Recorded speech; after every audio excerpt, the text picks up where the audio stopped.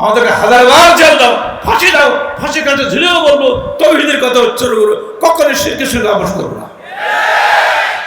কি মনে করেছো তোমরা আহলে হাদিস আন্দোলন কি রাফাদানি আন্দোলন? প্রত্যেকটা কর্মী মনে রাখবেন, জীবন দেবেন কিছু তাওহীদ করার, হাত থেকে হাত ছাড়া করবেন না। রাজি আছেন তো? সকল বিধান বাতিল করো, মুক্তির আকিবাত লিল্লাহি তাকবীর। আমি বলি মুক্তির একই পথ, আকীদা এবং তাওহীদ। আগে আকীদা, দাওয়াত দেওয়ার সময় নেই, জিহাদ করার সময় নেই।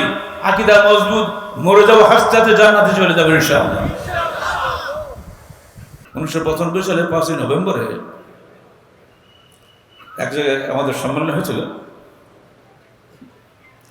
ওই এলাকার সব আহলে হাদিস, কিন্তু ওরা সব কমিউনিস্ট এবং জামাত ইসলাম। আমাকে চিঠি লিখছে আগে, আমি তো জোহলে থাকি, আপনি এখানে আসবেন না, আসলে বৃহত্তর জনগোষ্ঠীকে নিয়ে আপনাকে রুখে দেওয়া হবে। রাম তো যদি মানুষ, যে আমি ওখানে অবশ্যই যাবো, দেখে কে রুখে দেয়। গেলাম, যে হুমকি দিছে চেহারা তো দেখি না, চিঠি ছিল আমার কাছে। পরে লোকেরা বললো, স্যার আপনার পায়ের কাছে ওখানে বসে আছো। তাই নাকি? তার ভালোই হলো। বলে আজ এখন ওয়াজ নেই, খালি ভোট করবো। বলে ও থাক, একই ওয়াজ করবে না, ভোট করবে, কি হলো? বলে এই স্টেজ যারা বসে আছি আমরা হলাম বঙ্গবন্ধু, যারা সামনে বসে আছে তোমরা হলো জনগণ, আর আমি হলাম সভাপতি, হলো রিটার্নিং অফিসার। আমার প্রথম প্রশ্ন, তোমরা আল্লাহর আইন চাও না মানুষের আইন চাও? আপনাদের বলছি না তো, 95 সালে তাদের বলছে, সব এক বাক্যে বললো আমরা আল্লাহর আইন চাই। আমাদের বাপ এত ভালো কথা বলছো। আর তোমরা এইবার বলো, তোমরা আল্লাহর আইন যদি চাও তাহলে এবার উত্তর দাও, হেদায়েত সরাবেগা কুদুরি চাও না তিরমিজি নাসাই বুখারী চাও? এক বাক্য বুখারী চাই, বুখারী চাই, আর কোন নাম বলতে হচ্ছে বুখারী চাই, বুখারী চাই। কেন? এই যে হেদায়েত সরাবেগা কুদুরি, ওর বসে বুঝিস না কি সব। যদি ইসলামের নামে ক্ষমতা যাও, তোমাকে ওই ফেকার আইন হবে, কোরআন হাদিসের আইন কোশ্চিনকাল হবে এখানে। আর ফেকার আইনে কি আছে না আছে আমাদের বইগুলো পড়ে দেখো, কি সর্বনাশ করে দিয়েছে সেখানে। কোরআন হাদিসকে কচু যে কাটা ছিল, যখন আমরা যখন একেবারে দাখিলই পড়ি, সেই যুগে দাখিল মানে 4টে ক্লাসে দাখিল ফাইনাল হয়, আর এখন তো 6টা ক্লাস হয়। তখনই আমি আমার ওস্তাদকে বলেছিলাম, এটা আপনি কি পড়াচ্ছেন? আর খাস সালাহাতুল মায়ানলে কুলি বাকি না, খাস আর কোনো ব্যাখ্যা লাগালে করে, সে নিজেই ব্যাখ্যা। আর সেটা বলা হচ্ছে আল্লাহ আর কাউ অস্তুদু, আল্লাহ হচ্ছে রুকু করো, সেজদা করো। আর রুকু ফল এনে না, রুকু অর্থে মাথা ঝুঁকানো, আর সেজদা অর্থ অজল জাভতে কবরটা মাথায় ঠেকানো। অতএব এখন যে মুত্তাকিদের হাদিস রয়েছে, আল্লাহ রসুল একদিন এক মসিহ সালাতকে 2 বার সালাত আদায় করেন। কম ফাসল্লে ফাইন্নাকা লান তুসাল্লি, ওটা দাঁড়াও আবার সালাত আদায় করো, কারণ তোমার সালাত হয়নি। সে বলছে, হ্যাঁ আল্লাহ রসুল, আমার কিসের ভুল হচ্ছে? সব তো ঠিক হচ্ছে না, তুমি দ্রুত সালাত আদায় করছো, তোমাকে ধীরে সুস্থে সালাত আদায় করতে হবে। এই হাদিস বাতিল, কারণ আল্লাহ বলেছেন ওর কাউ রুকু করো, সিজদা করো। উসুল হচ্ছে এটা, আল খাসুল আয়াতুল বায়ান, কোরআনের আয়াতের জন্য কোনো ব্যাখ্যা লাগে না। তাহলে কোরআনকে বাতিল করলো এই উসুল দিয়ে। সেদিন আমি বলছি সালাত উসুল মানে কোরআন কাটা কাঁচি। বাবা তুমি এই কি কথা বললি? এটা এই যে দেখতে পাচ্ছ তো, আপনি কোরআন বাতিল করার জন্য বুখারী মুসলিম হাদিসকে বাতিল করে দিচ্ছেন, আর উসুলকে উপরে রাখছেন। উসুল আগে না হাদিস আগে? একদম স্টক কোনো বাড়ি বরিশাল। বাবাজি, উসুল তো অনেক বড় বড় মানুষই করেছে। রসুল যত বড় মানুষই করুক, রসুলের উপরে তাদের স্থান হতে পারে না। তখন তো না বললো এত ছোট, তখন আমার স্ট্রাইক করে সম্ভব, এটা হতে পারে না, কি বল। এইসব পড়েই মাদ্রাসায় বড় বড় মহাদ্দেশ হয়ে যাচ্ছে, ফকি হয়ে যাচ্ছে। আলিয়া মাদ্রাসাগুলো সব এইগুলি পড়ায়। এখন আছে তো না, দূরে না আছে, ও এখনো আছে।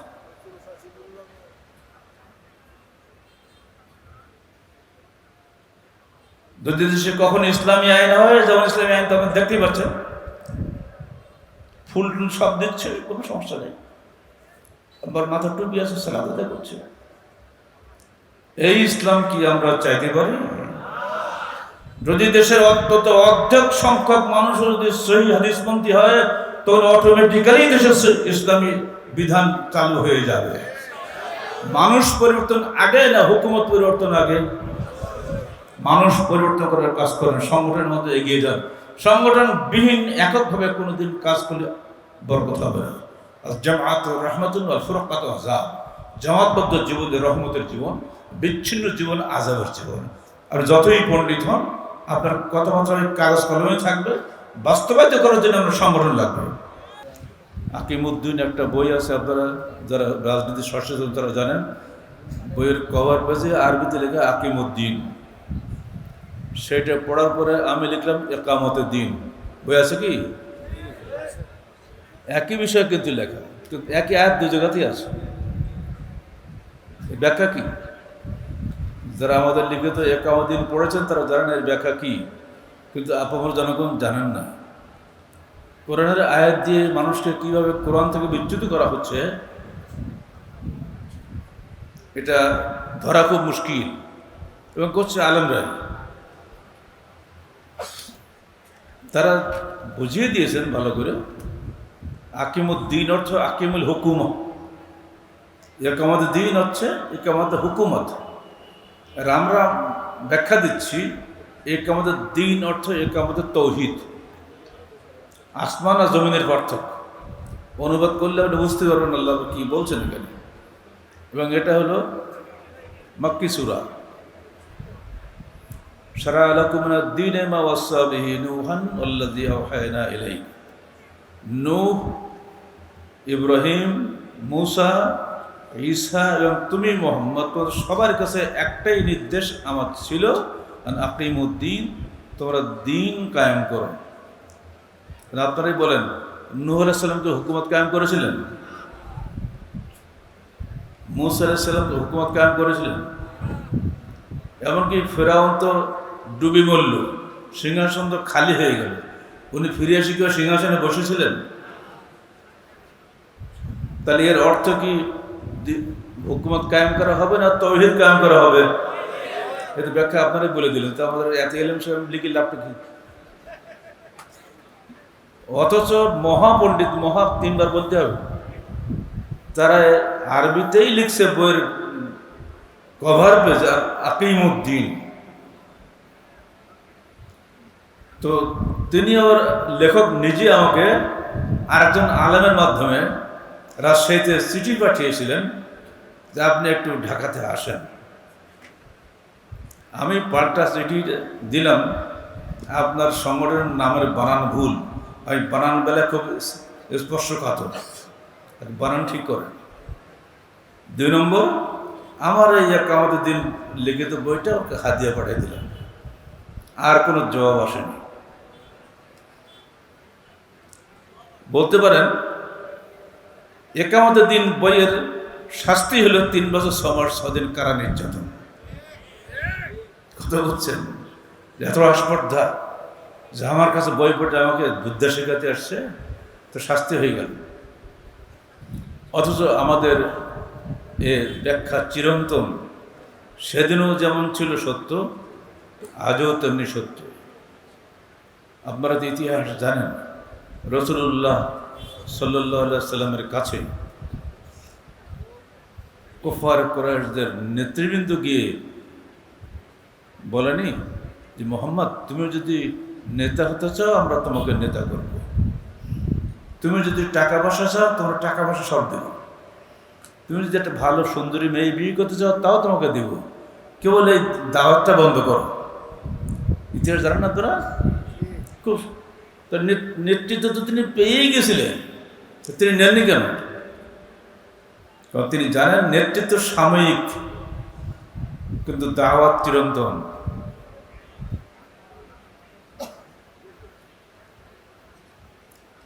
ইতিহাস সাক্ষ্য যে রাসূলুল্লাহ সাল্লাল্লাহু আলাইহি সাল্লাম কখনোই নেতৃত্বের জন্য লালায়িত ছিলেন না।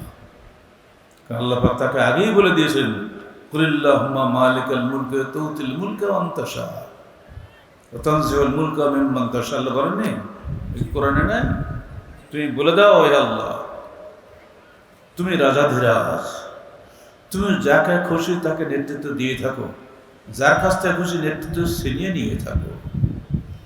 বাংলাদেশের বর্তমান অবস্থা কি তার বাস্তব প্রমাণ নয়? 15 বছরের দুর্দণ্ড প্রতাপ ক্ষমতাশালী মহিলা কি চমৎকার ভাবে পালিয়ে চলে গেল, ভিডিও দেখেননি? তার সাথীরাও সুরসুর করে পালিয়ে চলে গেল, কাউকে দেখা যায় না সামনে। আবার আরেক দল চলে আসলো, এই আসছে আর যাচ্ছে, ক্ষমতার পট পরিবর্তন। আল্লাহ পাক অনেক আগেই বলে দিয়েছেন, যখন মুসার আল্লাহর কাছে বলেছিলেন, আল্লাহ তুমি ফেরাউনকে বহু ধন সম্পদ দিয়েছো, রাজনৈতিক অর্থনৈতিক সব ক্ষমতাশালী করেছো, আমাদের কিছুই নাই, তুমি আমাদেরকে সাহায্য করো। আল্লাহ কি বলেছিলেন? ইন্নাল আরদা লিল্লাহ নূরিসুহা মান ইয়াশা। এই পৃথিবী আল্লাহর জন্য, আমরা এর উত্তরাধিকারী বানাই যাকে আমরা চাই। এখানে তোমার কোনো কথা বলার ক্ষমতা নাই। কি সাংঘাতিক কথা না? ক্ষমতার পট পরিবর্তন হয়েছে। আমরা ঠিক একই খোদ্দায় এ কথাই বলে দিয়েছিলাম সেদিন আমরা, এই বাংলাদেশের এই জমিন আল্লাহ, এটা কোনো দলের নয়। এখানে তিনি যাকে খুশি ক্ষমতায় পাঠাবেন, আল্লাহর ইচ্ছা, বান্দার ইচ্ছা নয়। তাই আমরা এটাকে মেনে নিয়েছি। যখন যিনি ক্ষমতায় আসবেন, যদি সে নাক কান কাটা গোলামও হয়, আমরা তার আনুগত্য করব। রাষ্ট্রীয় শৃঙ্খলা রক্ষার স্বার্থে বিদ্রোহ বিচ্ছিন্ন আমাদের করা যাবে না, কারণ আমাদের রসুলের নিষেধ আছে। কিন্তু আমরা সেখানে আমরুল মারুফ ও নাহি আনিল মুনকার কাজ করলাম, ন্যায়ের আদেশ ও অন্যায়ের নিষেধ চিরন্তন নীতি শ্রেষ্ঠ উম্মত হিসেবে মুসলিম উম্মাহ, এটা আমরা পালন করে যাব, সেটা আমরা করেও গেছি। এই আয়াতের ব্যাখ্যায় আজকের যুগের সৌদি আরবের সর্বশেষ মুফাসসির আল্লামা নাসির সাদি রহমতুল্লাহ আলাইহি তিনি বলছেন, আমরুকুম আন আকিমু জামিয়া শারাই'আদ দ্বীন উসুলিহি ওয়া ফুরুইহি ওয়া তুকিমুনাহু বিআনফুসিকুম ওয়া তাত্তাখিযুনা ফি ইকামাতি আলা গায়রিকুম ওয়া তাআওয়ানুনা আলাল বিররি ওয়াত তাকওয়া ওয়া লা তাআওয়ানুনা আলাল ইসমি ওয়াল উদওয়ান ওয়া লা তাতাফাররাকু ফীহি। এর অর্থ হলো, তোমরা আল্লাহর দ্বীনকে, জামিয়ার শারাই'আদ দ্বীন, দ্বীনের যাবতীয় হুকুম আহকাম আদেশ নিষেধ সব কিছু কায়েম করো নিজের জীবনে। উসুলিহি ও ফুরুইহি, দ্বীনের মৌলিক বিষয় এবং শাখা প্রশাখা বিষয়। তুকিমুনাহু বিআনফুসিকুম, তো নিজের জীবনে ওটা প্রতিষ্ঠা করো। ওয়া তাত্তাখিযুনা ফি ইকামাতিহি আলা গায়রিকুম, এবং তোমাদের বাইরে যারা আছে তাদের মধ্যে এটা প্রতিষ্ঠার চেষ্টা করো।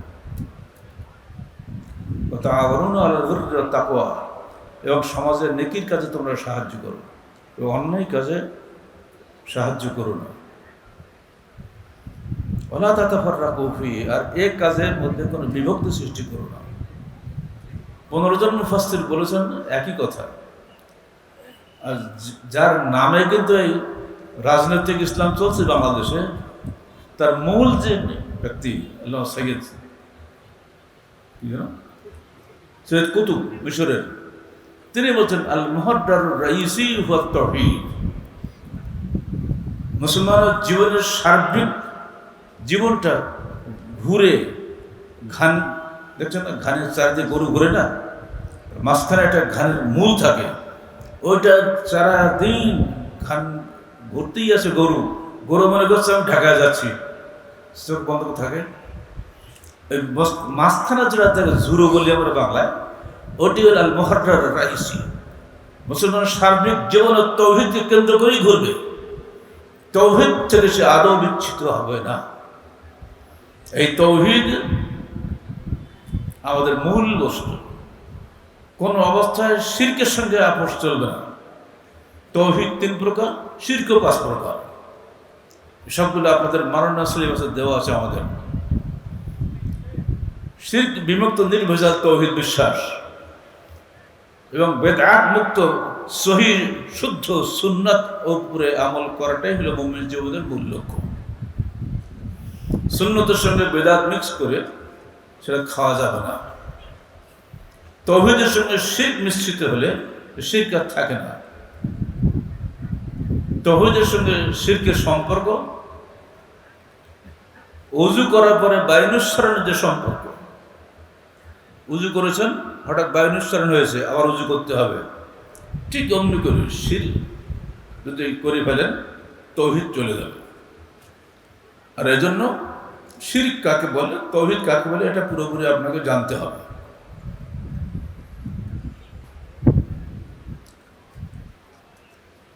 ব্যাখ্যাটা সংক্ষেপে উনি দিয়েছেন, আমি অনুবাদ করে দিলাম, বুঝে নেওয়ার চেষ্টা করবেন। এই তৌহিদ চিন্তাই হয়ে গেছে। কিভাবে চিন্তাই হলো? আল্লাহ রসুল বলেছেন ইয়া আইয়ুহান নাস, এটা ঘটনা সিরাতুল রাসূলের ঘটনা পাবেন। জুল মাজাজ বাজারে রাসূলুল্লাহ সাল্লাল্লাহু আলাইহি সাল্লাম বাজারের লোকদেরকে ডেকে ডেকে দাওয়াত দিতেন। বাজারের লোকজন বেশি থাকে, সেখানে আমরা দাওয়াত দিচ্ছেন, ইয়া আইয়ুহান নাস, হে জনগণ, ইন্নাল্লাহ ইয়ামুরুকুম আন তা'বুদুহু ওয়া লা তুশরিকু বিহি শাইআ। আল্লাহ তোমাদেরকে নির্দেশ দিয়েছেন তোমরা কেউ তারই দাসত্ব করো, তার সঙ্গে কাউকে শরীক করো না। আপনারা জানেন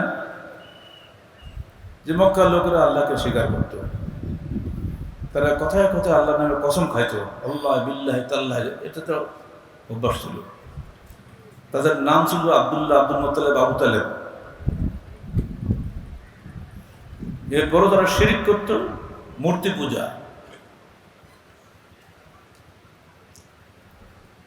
তারা মনে করত মা না'বুদুহুম ইল্লা লিয়ুকাররিবুনা ইলাল্লাহি যুলফা, আমরা এই মূর্তিগুলো পূজা করি না, বরং এই জন্য আমরা মূর্তিকে সম্মান করি যে এরা আমাদের পক্ষে আল্লাহর নিকটে নিকটে পৌঁছে দেবে।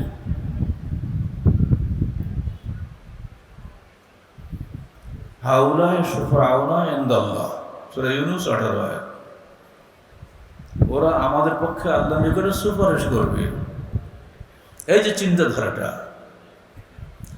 বাংলাদেশে যারা মূর্তি পূজা করে তারা কিন্তু জানে ভালো করে এই মূর্তি আমাদের কথাও বলে না। ইব্রাহিম বলেনি হ্যাঁ তা'বুদুনা মা তানহিতুন আল্লাহ খালাকাকুম ওয়া মা তা'মালুন।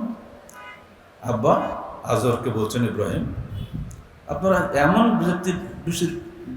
বস্তুর পূজা করেন যে নিজে হাতে গড়েন।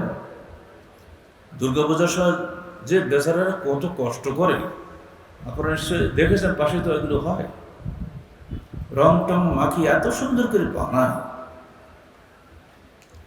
এবং সমস্ত মহিলা, হিন্দুদের যত মূর্তি সব মহিলা মূর্তি, দেখতেও লজ্জা লাগে। হোক মূর্তি, কিন্তু মহিলা তো দেখতে লজ্জা লাগে না। দুর্ভাগ্য, মুসলমানদের মূর্তি সব বাবা, হিন্দুদের মূর্তি সব মা। বুঝতে পারছেন তো? ওদের মা কালী, মা দুর্গা, মা সতী, মা লক্ষ্মী সব মা। আর মুসলমানদের খাজা বাবা, এ বাবা, সে বাবা, বাবার শেষ নাই। ভালো একদিক দিয়ে মুসলমানের উপরে থাকলো, কেসটা কিন্তু একই, আকিদা একই। এরা ওরসের মা বলে হাজার হাজার গরু নিয়ে চলে যাবে। আমাদের বিশ্ববিদ্যালয়ের গাড়ি টিচারদের জন্য আছে আলাদা। তা আমাকে দেখলে ওই আস্তিক টিচারগুলো মুখ চুলকায়। ক্ষণে হয়তো 10 মিনিট জন্য দাঁড়িয়েছে গেলে ভাই ঈদুল আজহার কোরবানি করি, এত হাজার হাজার গরু ছাগল মেরে, গরু হত্যার উৎসব। আমাদের পাগলদের কি বলে বুঝে এখন? আচ্ছা, ওর হচ্ছে হাজার হাজার গরু যায়, এগুলোর মধ্যে কিছু বলেন না তো? তোমাদের চুপ হয়ে আর কথা বলে না। ওর হচ্ছে গরু গেলে এগুলো গো হত্যা হয় না, আর কোরবানি বছরে একদিন হয়, ওটা গো হত্যা হয়। কাকে কি দিয়ে বুঝে হবে? বিশ্ববিদ্যালয়ের সর্বোচ্চ বিদ্যাপীঠে যারা চাকরি বাকরি করে, তাদের আকীদার ক্ষেত্রে তারা এত মূর্খ, চিন্তাই করা যায়। কারণ ওগুলো তো ক্লাসে পড়ানো হয় না, ও জানবে কোথায়? আমাকে একজন প্রফেসর বলতে স্ট্যাটিস্টিক্সের, যে ভাই আপনি তো হাদিস পড়ানোর বইটি ছাপেন, তা আমার বইটি ছাপবেন। কী বই আপনার? তো চারটা মদিনার সনদ, কয়টা ধারা? কেন 47টা ধারা? আপনি কোথায় পেলেন? তাই তো আছে সব বইতে, ওই ইতিহাসটা আমরা ছাপবো না? এই ধারা তো কোথাও নেই, এ তো বানট। কিন্তু আল্লাহ নতুন কথা বললেন না, আমার কথা শুনলে তারপর নতুন কথা শুনতে হবে। তাদের বক্তব্য, আল্লাহ রাসূল মক্কা থেকে মদিনা যেই আগে ইহুদিদের সঙ্গে পৌত্তলিকদের সঙ্গে এই সনদ করার পরে সেখানে দাওয়াতি কাজ করেছিলাম। কে বলছে আপনাকে? মদিনা যাওয়ার পর কি মদিনার সনদ রচনা হয়েছে? তো 3 বছর পরে, বহু যুগের পরে খবরগুলো। ওই যে 2 মিনিট দাঁড়িয়ে থাকলে ও যেন নতুন যুগে প্রবেশ করলো, তার তো যুগের অন্তরে বই আর ছাপবো না। অবস্থা বুঝছেন? অবস্থা ওই বাজারে বই পাওয়া যায়, মদিনা সনদ যথেষ্ট বই পাওয়া যায়, তাই দেখতে লিখছে। আমরা তো তাকে কি লিখি? আমরা তো যা আছে তাই লিখি না। তাকে করতে গেলে আপনি দেখবেন যে এদেশের মুসলমানদের অধিকাংশ তৌহিদ নেই। এক্ষেত্রে আমরা 3 ভাগে বিভক্ত হয়ে গেছি: তৌহিদে রুবুবিয়্যাত, তৌহিদে উলুহিয়্যাত, আর তৌহিদে বলেন আসমা ওয়া সিফাত। রুবুবিয়্যাতটা আসে, আল্লাহকে রব হিসেবে স্বীকার আবু জেহেলে করত। যখন বদরের যুদ্ধে বেরোচ্ছে আবু জেহেল, তখন কাবা ঘরে গিলাফ ধরে কাঁদতেছে, আল্লাহুম্মা ইন কুন্না আলা হাক্কিন ফানসুরনা, হে আল্লাহ, যদি আমার দল, আমরা হকের উপরে থাকি, তাহলে আপনি আমাদেরকে সাহায্য করবেন। তো কাকে চাইল? আল্লাহকে প্রার্থনা করলো না? ওদিকে আল্লাহ রসুল দোয়া করছেন, আল্লাহুম্মা ইন লাম তাওবাত ফি হাযিহি সাওবা লা তাওবাত ফিল আরদ, আল্লাহুম্মা ইন তাহলিক হাযিহি সাওবা লা তাওবাত ফিল আরদ। এই ক্ষুদ্র জনগোষ্ঠী মাত্র 313 জন আমরা এখানে বদরের যুদ্ধ আছি, যে আমরা যদি হালাক হয়ে যাই, ধ্বংস হয়ে যাই, ওরা তো অনেক বেশি, 1000-এর উপরে। লা তাওবাত ফিল আরদ, পৃথিবীতে তোমার ইবাদত করার কেউ থাকবে না। ইনি দোয়া করছেন কাবা ঘরে দাঁড়িয়ে, আর উনি দোয়া করছেন বদরের কুয়ার পাশে দাঁড়িয়ে। জায়গা হিসেবে শ্রেষ্ঠ কোনটা? কাবা ঘরে না? কাবা ঘরের দোয়া করে এই দোয়া কবুল হয়েছিল সেদিন, না ওই বদরের দোয়া যা কবুল হয়েছিল? বলেন, বুঝতে পারছেন না? আমাদের ক্লাস নিচ্ছে তো, ওই তো বেশি সমস্যা হচ্ছে না, বুঝতে সমস্যা হচ্ছে? বলুন তো কোন দোয়া কবুল হয়েছিল সেদিন? বদরের দোয়া কবুল হয়েছিল, কারণ উনি হকের উপর ছিলেন, ওনার আকীদা মজবুত ছিল আল্লাহর উপরে। আর এর তো আকীদাই নাই। আকীদা যদি মজবুত না থাকে, আপনি যতই চিল্লাচিল্লি করেন আর লম্বা লম্বা মনোজাত করেন, আখেরি মনোজাত 3 বাকি করেন না কেন, ক্ষতি কি? কিছুই হবে না। লাখো মানুষের মনোজাতের ঢল নামিয়ে দিয়েও আল্লাহর আরশে দাগ কাটবে না, যদি আপনার আকীদায় গোলমাল থাকে। কিছু হইতে কিছু হয় না, যা কিছু আল্লাহ হইতে হয়। তা চুরি করা কি আল্লাহ হইতে হয়? মানুষ খুন করে কি আল্লাহ হইতে হয়? কে বুঝাবে? কিচ্ছু বোঝার না, ডানে বায়ে ঢুকবে না।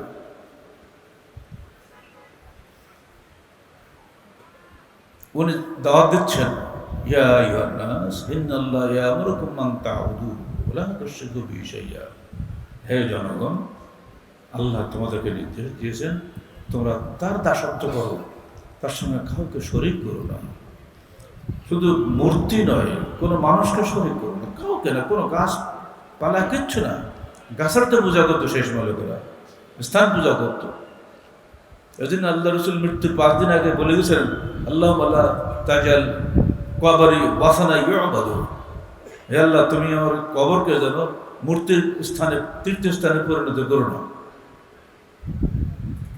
সাংঘাতিক জিনিস, সৎ লোকদের কবরগুলা এমনি করে পূজিত হচ্ছে সারা দেশে। 1921 সালের বাংলাদেশ সরকারের হিসাব মোতাবেক বাংলাদেশে 2,98,000 পীর, সেই 21 সালে। আর এখন তো 2026 সালে পীরের সংখ্যা বাড়েনি। পীরের কোনো খবরই নেই, সেখানে কোনো মানুষও নেই, কিন্তু মাজার আছে। ওই যে স্মৃতিসৌধ আছে সাভারে, ও তলায় কি মানুষ আছে একটা? আপনি বিরাট লাইন দিলেন ইসলামী নেতারা সব গিয়ে দাঁড়িয়ে খুব হাত লম্বা উঁচু করে মনোজাত করলেন। তাহলে এটা কেউ কি হলো? মাজারা বেগারি মকবুরিন ফকাত আবাদাসসালাম, যে ব্যক্তি লাশবিহীন কবর জিয়ারত করে সে মূর্তি পূজা করলো। ঠেলা সামনে এর উত্তর কি দেবেন? দেন মৌলানা সাহেবরা 70 টুপি আলা ছবি তো আমরা দেখলাম। একান্ত কর্ম লুকিয়ে চুরি করা যায়। রমজান মাসে একবার গেলেন তো রোজা আর পূজা সমান। ভুলে গেছেন নাকি আপনারা? তো রমজান মাসে রোজা আর পূজা সমান করে দিল। আর এই কয়েকের মধ্যে 1 সপ্তাহ হয়নি, স্মৃতিসৌধে গিয়ে ফুল দিল। তাহলে এটা হলো কি রাষ্ট্রীয় আচার, অতএব জায়েজ হয়ে গেল। আরে বাবা, রাষ্ট্রকে পরিবর্তন করার জন্য তোমার যেতে সেদের রাষ্ট্র তোমার অনুসরণ করবে, এজন্য তো তুমি সেখানে গেছো। কিসের বলো না তুমি? তুই কিসের ইসলামী দল? এই তোমার মধ্যে ইসলামী দল। ইসলামের নাম করবে আর ইসলামকে পরাজিত করবে। তোমার দল পরাজিত হবে মানে ইসলাম পরাজিত নয়। ইসলাম চিরবিজয়ী। ইসলাম করে মানুষের তোয়াক্কা করে না, ইসলাম করে দলের তোয়াক্কা করে না, ইসলাম জাতীয় সংসদের তোয়াক্কা করে না, ইসলাম তোমাদের তো গায়ের জোরানো লোকদের তোয়াক্কা করে না। ইসলাম তার নিজস্ব শক্তি হলে বলিয়া ইসলামের পক্ষে চিরদিনের লোক থাকবে। আমাদেরকে 1000বার জেল দাও, ফাঁসি দাও, ফাঁসি কাটে ঝুলেও বলবো তৌহিদের কথা উচ্চারণ করবো, কখনোই শিরকের সঙ্গে আপোষ করবো না। কি মনে করেছো তোমরা আহলে হাদিস আন্দোলন কি রাহাদানি আন্দোলন? প্রত্যেকটা কর্মী মনে রাখবেন, জীবন দেবেন কিছু তৌহিদ করেন, হাত থেকে হাত ছাড়া করবেন না। রাজি আছেন তো? লিল্লাহি তাকবীর, সকল বিধান বাতিল করো, মুক্তির আকিবাত, লিল্লাহি তাকবীর। আমি বলি মুক্তির একই পথ, আকীদা এবং তাওহীদ। আগে আকীদা, দাওয়াত দেওয়ার সময় নেই, জিহাদ করার সময় নেই। আকীদা মজবুত, মরে যাবো হাসতে জান্নাতে চলে যাবে ইনশাআল্লাহ। আজকে কত তারিখ? 2 তারিখ না? আমি মরে গেলাম কবে? 27 তারিখে না? 27 ফেব্রুয়ারি। আল্লাহ ফিরিয়ে দিয়েছে। আল্লাহ খোদা দিতে যাচ্ছে না। এরকম জীবনে আরো অনেকবার ছোট 11 নম্বর হলো, মূর্তি আল্লাহ বাঁচাই দিয়েছে। কোন অবস্থাতেই বাতিলের সঙ্গে আপোষ নেই। জেলখানা থেকেছি ফাঁসির সেলে, জেলের মধ্যে জেল, তার নাম সেল। 10 ফুট বা 6 ফুট লম্বায় শুলে 5 দিকে একটু জায়গা থাকে। এর মধ্যে আমাদের রেখেছে ফাঁসি তো দেবেই, কিচ্ছু তোয়াক্কা আমরা করে নেই। ছাড়ো তোমার ফাঁসি, ফাঁসি আল্লাহ হুকুম হলে হবে, নাহলে কিচ্ছু হবে না। কিছু হয়েছে? যে জামা গায়ে দিয়ে গেছে ওই জামা গায়ে ফিরে আসছে, খারাপ জামা গায়ে দিয়ে কোশ্চিন করে। এই সাদা ভাজা বান্ধবী ও জেলখানা তো ছিল, বাইরেও আছে, এখনো আছে। ওইসব তোয়াক্কা আমরা করি। আহলে হাদিসের নেতা কর্মীরা জেলে যাবে হাসতে হাসতে, এটা সুন্নতে ইউসুফিয়া। ইউসুফ আলাইহিস সালাম সুন্নত না এটা? উনি কারাগারে যেও দিনের দাওয়াত দিয়েছেন, ইয়া সাহিবাস সাজিন আর বাবু মুতাফাররাকুন খায়রুন মিনাল ওয়াহিদুল কাহ্হার। এই আমার 2 কারা সাথী, বলো এক আল্লাহর ইবাদত করা উত্তম, বহু আল্লাহর ইবাদত করা উত্তম? কে কার কথা এটা? ইউসুফের কথা না? সূরা ইউসুফ 40 আয়াত পড়ে দেখুন। আমরা তো সেই সব নবীর অনুসারী। সমস্ত নবী একই দাওয়াত দিয়ে গেছেন, আকিমুদ্দিন ওয়া লা তাতাফাররাকু ফীহি। তোমরা তৌহিদ কায়েম করো, এতে কোনো মতভেদ করো না। এই যুগের সকল ইসলামী লোকেরা এই তৌহিদে মতভেদ করেছে। আহলে হাদিস আন্দোলনটা ব্যর্থহীনভাবে প্রতিবাদ করেছে। আমরা বই লিখে দিয়েছি যে তোমাদের ওই তৌহিদের বাতিল অর্থ চলবে না, হেকমতি সন্দেশ ছাড়ো, ডাইরেক্ট কথা বলো, হেকমত খাটাবে না, কৌশল খাটাবে না। আমার আগে আমাদের স্নেহাসমত মঞ্জুর, কি তোমার নাম কি, আখতার মাদানী বলে দিয়েছে যে কৌশল দিয়ে করবো, এক কৌশল বাতিল হবে আর এক কৌশল আবার চালু হবে, এই করতে করতে কৌশল কৌশল দাম শেষ। আমার আব্বা বলতেন আলঘেরাতে মালঘেরা, ঘুরি ফিরে ওই ঘেরা, ওই ঘেরায় পড়তে হবে। তুই যতই তুই বুদ্ধি খাটা, কোনো বুদ্ধি নাই, এক কথা শেষ। কোরআনে নেই, হাদিসে নেই, বাতিল। কোরআনে নেই, সেই হাদিসে নেই, তোমার যত বুদ্ধি খাটাও, সংসদে বসে আইন করো, তোর আইনের 3 বছর মূল্য আমরা দিই। এবার আপনারা একটু ভোট করেন। 1995 সালে 5ই নভেম্বরে এক জায়গায় আমাদের সম্মেলন হয়েছিল। ওই এলাকার সব আহলে হাদিস, কিন্তু ওরা সব কমিউনিস্ট এবং জামাত ইসলাম। আমাকে চিঠি লিখছে আগে, আমি তো জোহলে থাকি, আপনি এখানে আসবেন না, আসলে বৃহত্তর জনগোষ্ঠীকে নিয়ে আপনাকে রুখে দেওয়া হবে। রামটো যদি মানুষ যে আমি ওখানে অবশ্যই যাবো, দেখে কে রুখে দেয়। গেলাম, যে হুমকি দিছে চেহারা তো দেখি না, চিঠি ছিল আমার কাছে। পরে লোকেরা বললো স্যার আপনার পায়ের কাছে ওখানে বসে আছো। তাই নাকি? তার ভালোই হলো। বলে আজ এখন আওয়াজ নেই, খালি ভোট করবো। বলে ও থাক, একই ওয়াজ করবে না, ভোট করবে, কি হলো? বলে এই স্টেজ যারা বসে আছি আমরা হলাম বঙ্গবন্ধু, যারা সামনে বসে ছিল তোমরা হলো জনগণ, আর আমি হলাম সভাপতি, হলো রিটার্নিং অফিসার।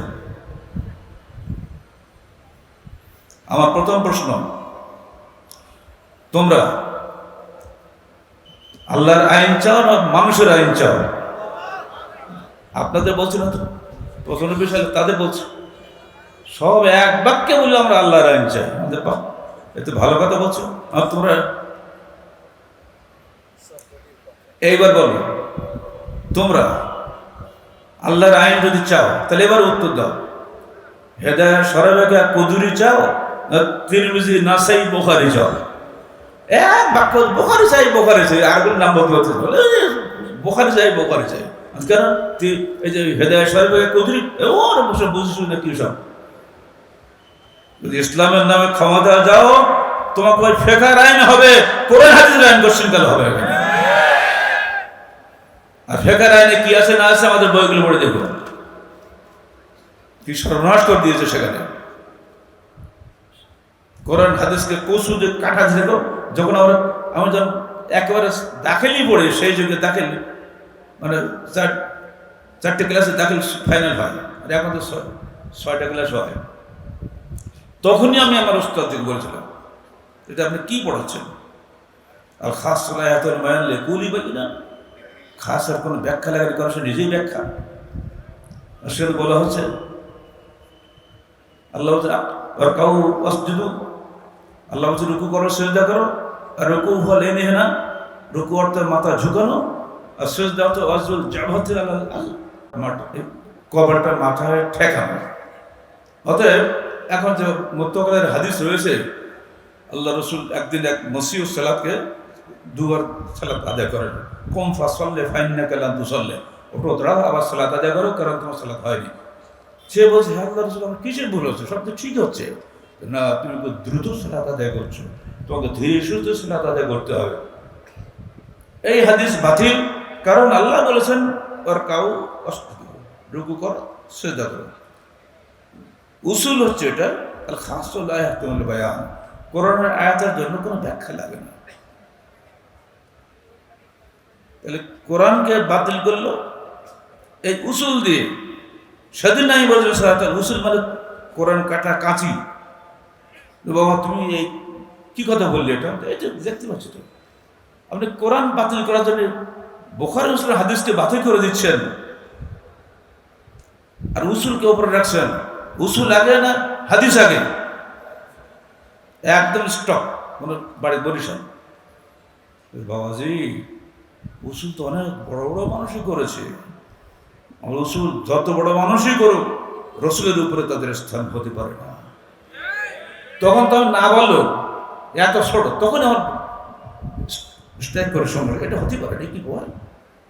এইসব পড়ি মাদ্রাসায় বড় বড় মহাদ্দেশ হয়ে যাচ্ছে, ফকি হয়ে যাচ্ছে।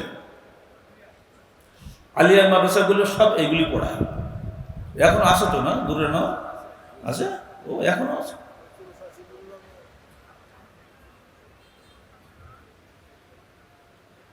যদি দেশে কখন ইসলামী আইন হয়, যেমন ইসলামী আইন তখন দেখতেই পাচ্ছেন ফুল টুল সব দিচ্ছে, কোনো সমস্যা নেই। আবার মাথা টুপি আছে, সালাদ আদায় করছে। এই ইসলাম কি আমরা চাইতে পারি? যদি দেশের অন্তত অর্ধেক সংখ্যক মানুষ যদি সহি হাদিসপন্থী হয়, তখন অটোমেটিক্যালি দেশের ইসলামী বিধান চালু হয়ে যাবে। মানুষ পরিবর্তন আগে না হুকুমত পরিবর্তন আগে? মানুষ পরিবর্তন করার কাজ করেন, সংগঠনের মধ্যে এগিয়ে যান। সংগঠন বিহীন এককভাবে কোনোদিন কাজ করলে বরকত হবে না। জামাত রহমাতুল ওয়াল ফুরকাত আযাব, জামাতবদ্ধ জীবন রহমতের জীবন, বিচ্ছিন্ন জীবন আযাবের জীবন। আর যতই পণ্ডিত হন, আপনার কথাবার্তা কাগজ কলমে থাকবে, বাস্তবায়িত করার জন্য আপনার সংগঠন লাগবে। যদি আজকে সংগঠন না থাকতো আপনার বাড়তে না, তারা সংগঠনের ডাকেই আপনারা এসেছেন।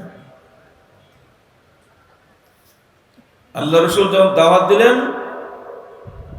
তখন উত্তরের আবু লাহাব, মুশরিকদের নেতা, তার আপন চাচা আবু লাহাবের বাড়ি আল্লাহ রসুলের একেবারে গায়ে গায়ে বাড়ি, মোস্ট নেবারিং।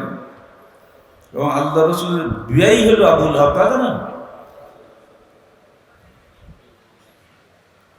আল্লাহ রসুলের দুই মেয়ে, আবু লাহাবের দুই ছেলের সঙ্গে বিয়ে হয়েছে, এত ক্লোজ। আর আল্লাহ রসুলের জন্মদিন আবু লাহাব খুশিতে তার দাসী 6 ভাগে আজাদ করে দিয়েছিল। এত খুশি হয়েছিল যে আমার মৃত ভাই আব্দুল্লাহর ঔরসে একটা ছেলে হয়েছে, কতই না সুন্দর। সেই আবু লাহাব খেপে গেল দারুণভাবে যখন আল্লাহ রসুল দাওয়াত দিলেন, কুলু লা ইলাহা ইল্লাল্লাহ তুফলিহু, তোমরা সবাই বলো আল্লাহ ছাড়া কোনো উপাস্য নেই, তাহলে তোমরা সফলকাম হবে। এই কথাটা আবু লাহাব মেনে নিতে পারেনি। তিনি বলে দিল, আলিহাযা জামাতানা, তুমি এই জন্য আমাদেরকে ডেকেছ? তাব্বান লাক, তোমার জন্য ধ্বংস। সঙ্গে সঙ্গে আল্লাহ আয়াত নাযিল করলেন, তাব্বাত ইয়াদা, পড়েন, তাব্বাত ইয়াদা আবি লাহাব ওয়া তাব। ওই আবু লাহাবের কথাটা আল্লাহ একদম উল্টা ছড়িয়ে বেরিয়ে দিলেন। আবু লাহাবের 2 হাত ধ্বংস হোক, এবং সে ধ্বংস হয়ে গেছে। আস্ত যারা কোরআন সুন্নাহ নিয়ে টিটকারি করে, তাচ্ছিল্য করে, তারাও আবু লাহাবের বংশধর।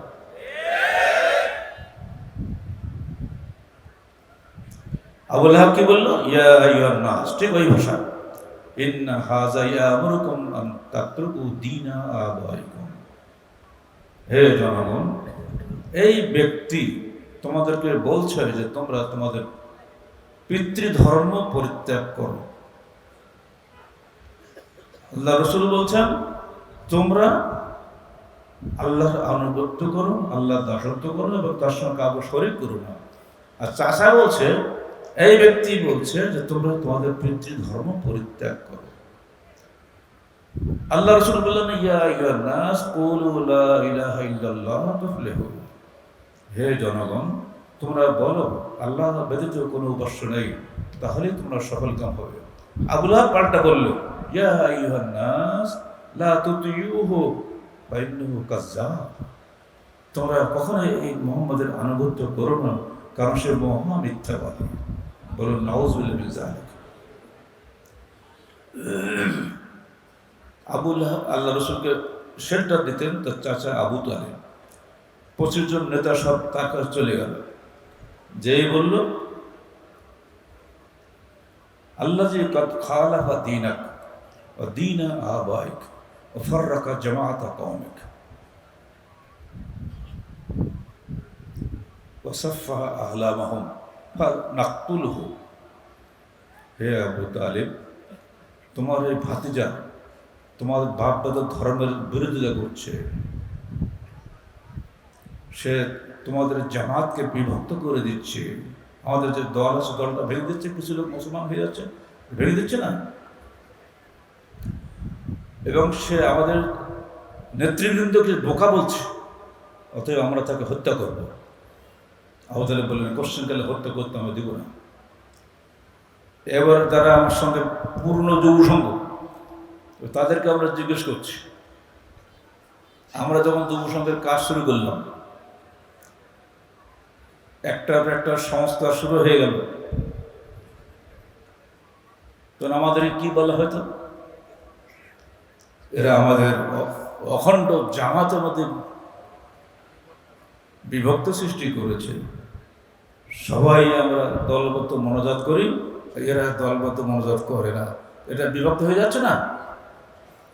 আমাদের কত ছেলে যে মার খেয়েছে, কত ছেলে যে মসজিদের ইমামতি বা মাদ্রাসার শিক্ষকতার চাকরি চলে গেছে, তার হিসাব রাখা মুশকিল। এখন দেখেন অবস্থা কি, যারাই আমাদেরকে একসময় মারপিট করেছে তারাই এখন দলবদ্ধ মনোজাত উঠিয়ে দেওয়ার চেষ্টা করছে, তাই হচ্ছে না? তাহলে সত্যের বিজয় হয়নি। যখন রিস্ক নেবেন তখনই আপনাকে একটু কষ্ট করতে হবে। রিস্ক নিয়েছিলাম বলে আজকে এই একটা বেদাত অন্তত দূর হয়েছে, এরপরও 69টার হিসাব আছে আমাদের কাছে, ওইসব বলতে গেলে এই একটাতেই চলে যেতাম আমরা। কত বেদাত দূর হয়েছে আমাদের হাত দিয়ে।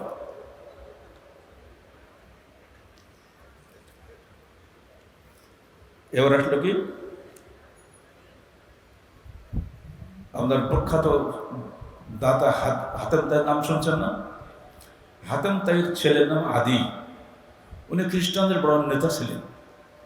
তার বোন সাফিনা মুসলমান হলেন, আল্লাহ পরে ভাইকে বলল, ভাই তুই যদি এখন মরে যাস তো তুই জাহান্নামে যাবি, তুই চল মুসলমান হ।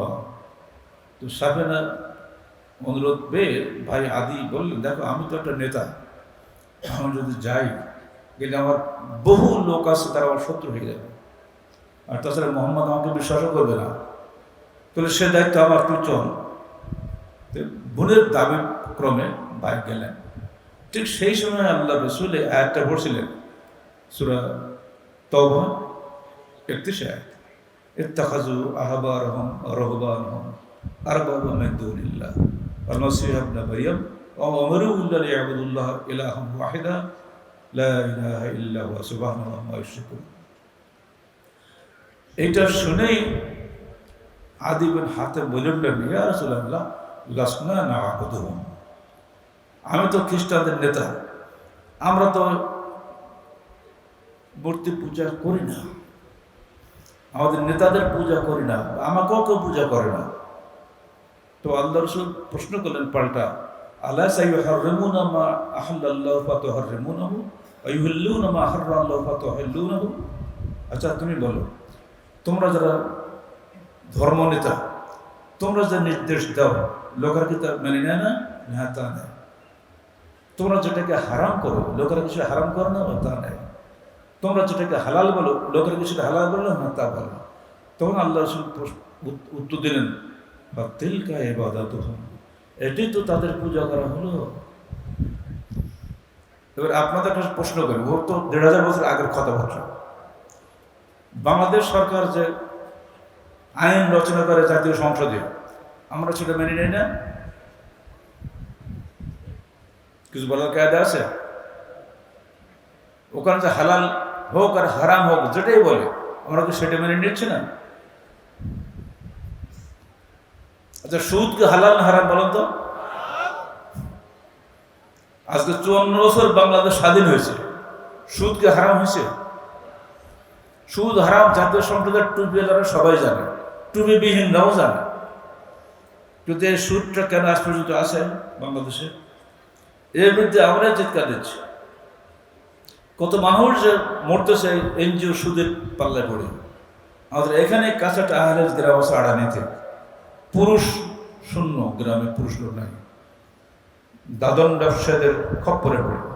ঠিক এনজিওরা ঋণ নিচ্ছে, ক্ষুদ্র ঋণ দিয়ে যেভাবে একটা সংসারকে ধ্বংস করছে,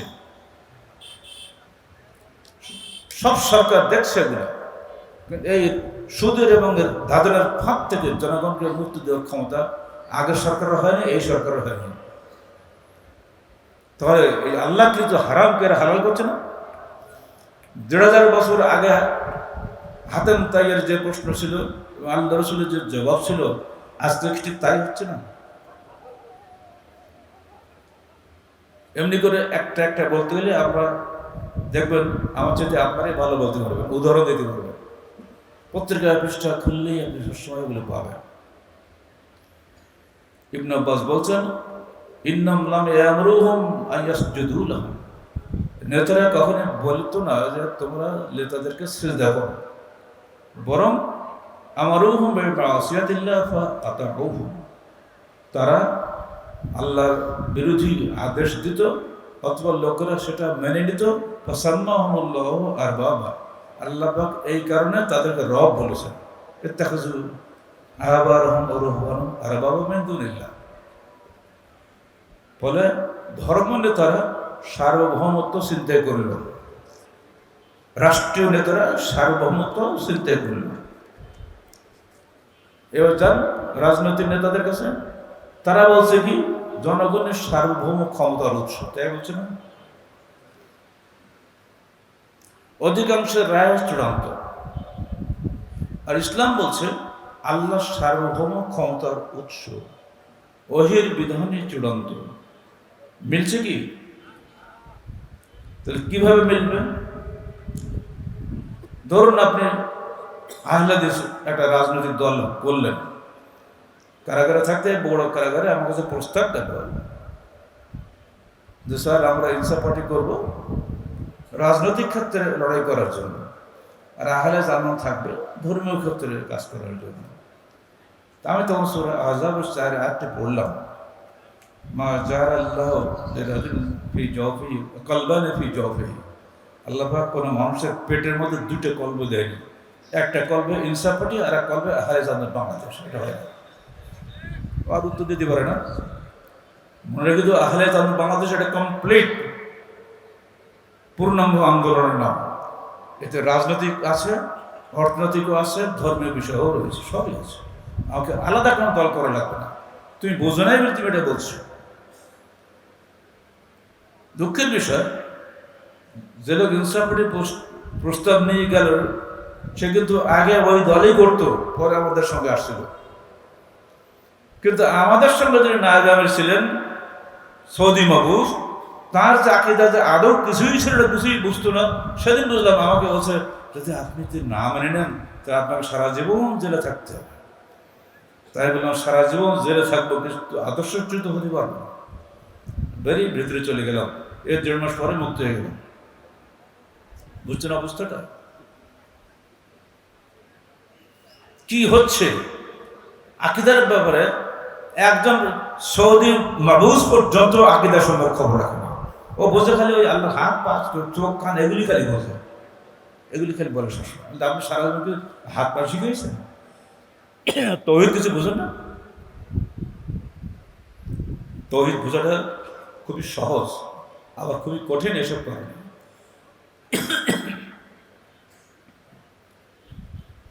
এই সংশোধন প্রচেষ্টা কিভাবে হবে আল্লাহ বলে দিয়েছেন।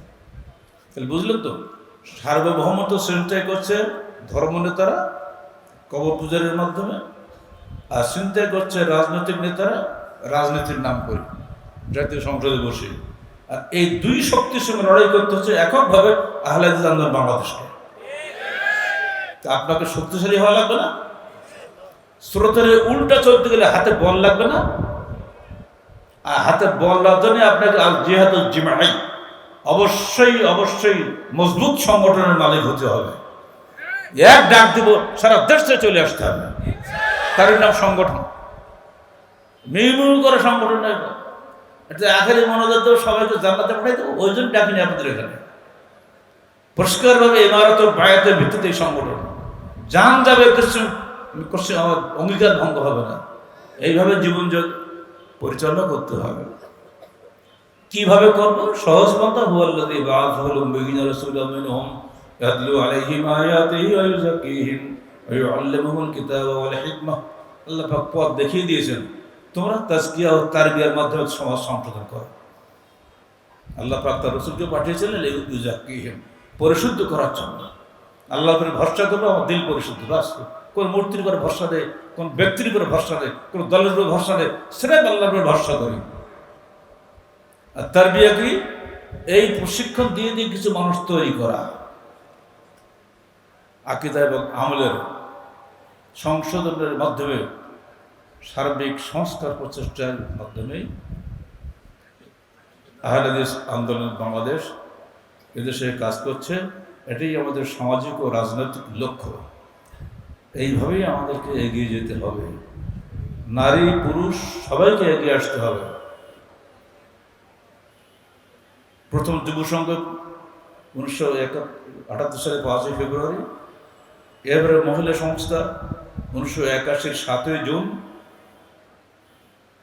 এরপরে আন্দোলন 1994 23 কি করব নভেম্বর নাকি সেপ্টেম্বর, একই দিনে সোনামণি, তারপরে পেশাজীবী হলে তো সেদিন। সর্বাত্মক প্রচেষ্টার মাধ্যমে আমরা সমাজকে পরিশুদ্ধ করার চেষ্টা করে যাচ্ছি। আপনাদেরকেও এই আন্দোলনের শরীক আহ্বান জানাচ্ছি। জামাত ও সামি ওয়া তাআ, 5টি বিষয়ের নির্দেশ আল্লাহ রাসূল দিয়েছেন।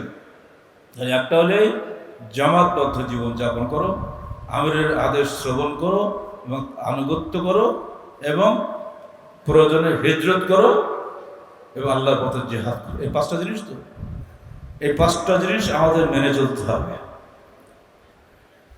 সবসময় এই বিষয়গুলো মেনে চলার মধ্যেই আমাদের ইহকাল পরকালের মুক্তি নির্ভর করছে। আল্লাহ পাক বলেন, ইয়া আইয়ুহাল্লাযীনা আমানু ইন তানসুরুল্লাহ ইয়ানসুরকুম ওয়া ইউসাব্বিত আকদামাকুম। যদি তোমরা আল্লাহর দ্বীনকে সাহায্য করো, আল্লাহ তোমাদেরকে সাহায্য করবেন এবং তোমাদের পাগুলোকে দৃঢ় করবেন। ওয়াল্লাযীনা কাফারু ফাতা'সান লাহুম ওয়া আযাল্লা আমালাহুম। যারা অবিশ্বাসী তাদের জন্য দুঃখ আর দুঃখ, তারা তাদের সমস্ত কর্ম প্রচেষ্টাকে নষ্ট করে ফেলেছেন, সব বেকার হয়ে যাবে। আল্লাহ পাক আমাদেরকে সার্বিক জীবনে পবিত্র কোরআন ও সহিহ হাদিসের আলোকে সংস্কার প্রচেষ্টা এগিয়ে যাওয়ার চেষ্টা করুন, তৌফিক দান করুন। জামাতবদ্ধভাবে এগিয়ে যাওয়ার তৌফিক দান করুন। মহিলা সংস্থার মাধ্যমে, সোনামণিরা তাদের সংগঠনের মাধ্যমে। আপনি তো দেখছেন কালকে কেমন চমৎকার প্রোগ্রাম হয়ে গেল। এরপর আল্লাহর শিল্পী গোষ্ঠীর মাধ্যমে মানুষের হৃদয়ে তন্ত্রিতে যে জাগরণ এসে যাচ্ছে। কালকে তো সব শুনলাম, আমার মনে হচ্ছে সে ছবিগুল কি আর বেজে উঠলো, কি চমৎকার তার সে গানগুলা। তা এমনি করে সারা দেশে একটা জোয়ার বইছে। এবার জোয়ার যেন আরো এগিয়ে যায়।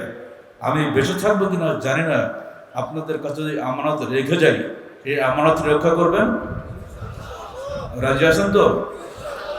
আল্লাহ সত্যিকারের এই আমানত রক্ষা করার ক্ষমতা তুমি তাদেরকে দান করো, এবং এই সংগঠন পরিচালনার জন্য আপসীন নেতা নির্বাচন করে দাও। এক কথা বলে দিই, যারা অসুস্থ আছেন আল্লাহ তুমি তাদেরকে সুস্থতা দান করো, যারা মৃত্যুবরণ করেছেন আল্লাহ তুমি তাদেরকে কবর আযাব মাফ করে দিয়ে জান্নাতুল ফিরদাউস নসিব করো।